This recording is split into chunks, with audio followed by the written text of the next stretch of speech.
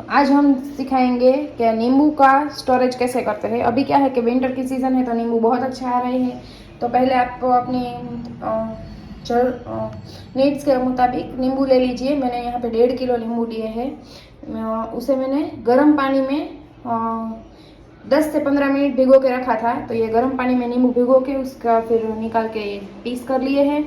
अभी ऐसे में इसे जूस निकाल ले रहे हैं। तो ऐसे हमें जूस निकाल लेना है सभी नींबू का। अभी सारा नींबू का रस निकाल दिया है मैंने। अभी इसे हम ऐसे स्ट्रेनर से छान लेंगे। ये देखिए ऐसे,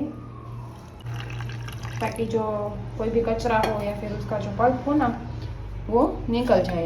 અહીંયા બધો લીંબુનો રસ છે ને મેં ગાળી લીધો છે। હવે લીંબુનો રસ જેટલો હોય એ પ્રમાણમાં આપણે એમાં નિમક એડ કરવાનું છે। તો હું છે ને આવી રીતની 2 ટીસ્પૂન જેટલું નિમક એડ કરીશ એમાં।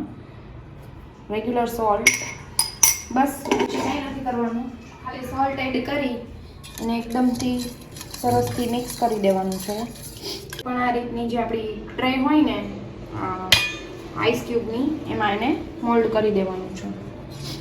લીંબુનો રસ છે ને આ રીતે હું એવરી યર સ્ટોરેજ કરું છું। બહુ જ ઇઝી રહે છે।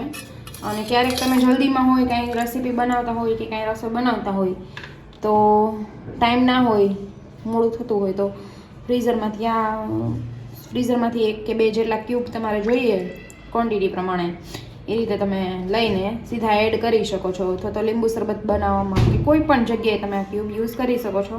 બસ એટલું ધ્યાન રાખવાનું કે આમાં આપણે નિમક નાખેલું છે એટલે કોઈ પણ જગ્યાએ તમે યુઝ કરો એમાં નિમકનું પ્રમાણ થોડુંક ઓછું રાખવાનું અથવા તો બેલેન્સ કરી લેવાનું ટેસ્ટ પ્રમાણે। આ રીતે આપણું જ્યુસ બની આમાં સ્ટોર કરી દીધું છે।